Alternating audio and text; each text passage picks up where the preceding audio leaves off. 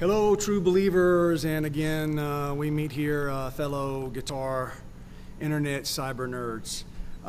Gonna give you a little bonus here with a little rig rundown while my stuff's set up on stage still from playing here at Cascade Hills over the weekend. Little why and how and that kind of thing. So we'll start with the amplifier. It is a bone stock Peavey JSX 212 combo. It has a half power switch on the back. I'm running it in half power mode at 60 watts. Everything is stock tubes, stock speakers, no modifications.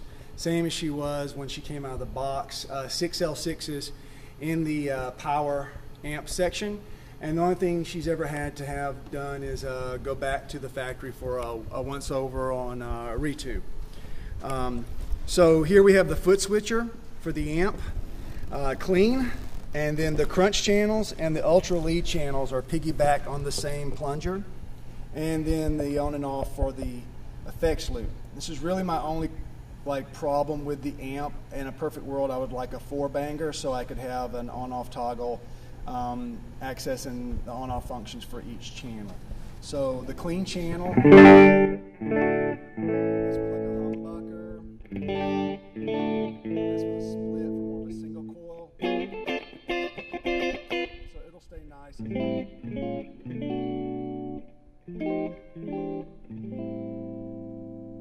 that's with a guitar that's just got a straight volume, no tone, so that's about as pure as it gets. Crunch channel is exactly that.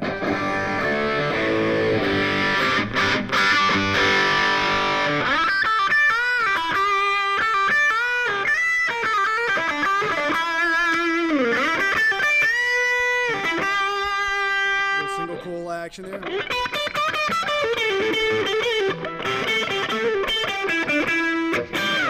So, and then the ultra channel, just a wee bit more compressed.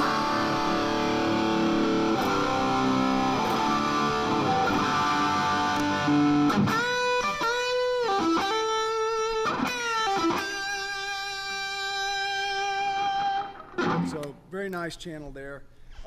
I run the amp pretty much the same way across all 3 channels. You're going to get the treble and the mids about 1 o'clock. Bass between 10 and 11. Gain on both channels is at the 1 o'clock to 2 o'clock position. They're just so differently voiced that it's a pretty drastic change. Very little reverb, maybe it's on 3 total, which would be about the 9 o'clock position.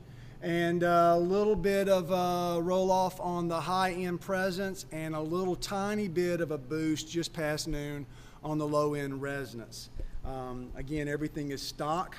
Now, on the pedal board down here, most of this is powered by the Voodoo Labs Pedal Power Plus 2. It powers everything, including these courtesy strips here. We've got a Morley volume. It's an optic circuit, so there's no potentiometer in there to wear out, but it's just bone stock. Again, none of these pedals have been modded. They're the same over-the-counter product anyone can buy. This pedal does have a minimum volume, so you can set up, instead of a straight volume, crescendo, decrescendo, you can set up a rhythm sound and a lead sound, but I need the swells. Wah, Bad Horsey Wah, Steve Vai Wah, built like a tank. This is first generation, had it ever since they came out. It's been abused, never had a problem with it. This is a Octavia by Voodoo Labs. Think Jimi Hendrix. For those of you not familiar with the sound of an octavia.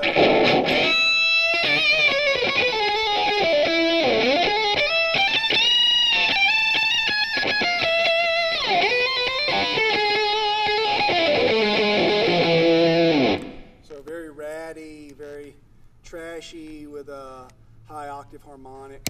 Next is the Sewer Riot. It's a distortion pedal from the fine people at Sewer, and I don't use it as a distortion box. I actually use it as like a little bit of a gritty boost on my clean channel.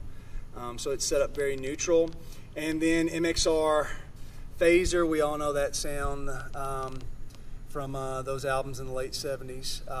It hits the first loop in the ISP noise decimator, and that hits the front end of the amp. I use this unit because it has 2 loops of noise reduction, one for the front of the amp and one for the loop, and that's essential when you're on older stages or around a lot of plasma or LED screens and light sources or whatever, anything that's going to give you any type of interference. So that keeps things nice and quiet on stages with suspect power. That hits the front end of the amp. Coming out of the back of the loop, in the loop I have the Digitech harmonizer, the Memory Man. So got a couple things set up here. That's one preset.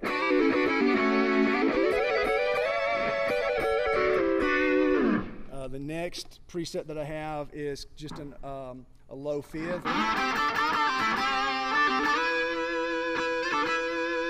And then the last thing is a detune plus and minus 2 for a very watery type of chorus.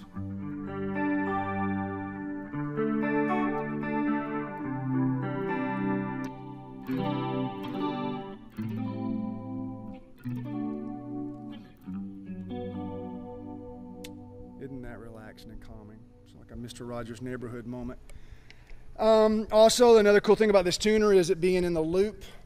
I'm sorry, the harmonizer, it has a tuner function, so you can quietly mute and tune.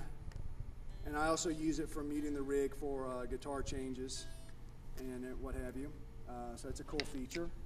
There's also a cool input feature where you can sidechain in another track from a reamp or from a second guitar player, and you can use the intelligent pitch shifter and it'll listen to the chords being played into the second input and pick intervals based off whatever scales. Lastly, Boss Giga Delay. It comes after the noise decimator. So the noise decimator is an intelligent type of gate. So when it senses output from your guitar, it opens, and when it senses that the signal's no longer there, it closes. Sometimes if you're running a delay and you have the delay in the loop with the noise reduction, when the gate closes, it shuts off and kills your repeats. So this is the way this is. First of all, we got this sound here. If I go, this is my first preset. It's normal. It's very about 270 something on the milliseconds there. The mix is a little low as well. This is more for my lead sound. It's more of an Andy Timmons thing. It's a sound on sound where it mimics using 2 delays. So I have a short 350 millisecond feeding a 500 millisecond, so it's a little more cavernous and grandiose. So especially if I'm here on something like this.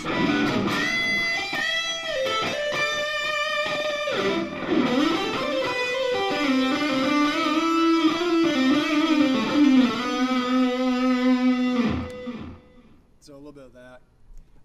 This.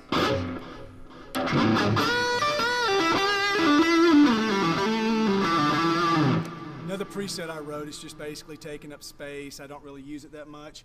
And then the last one's kind of a fun toy. It's the reverse tape Hendrix Beatles thing.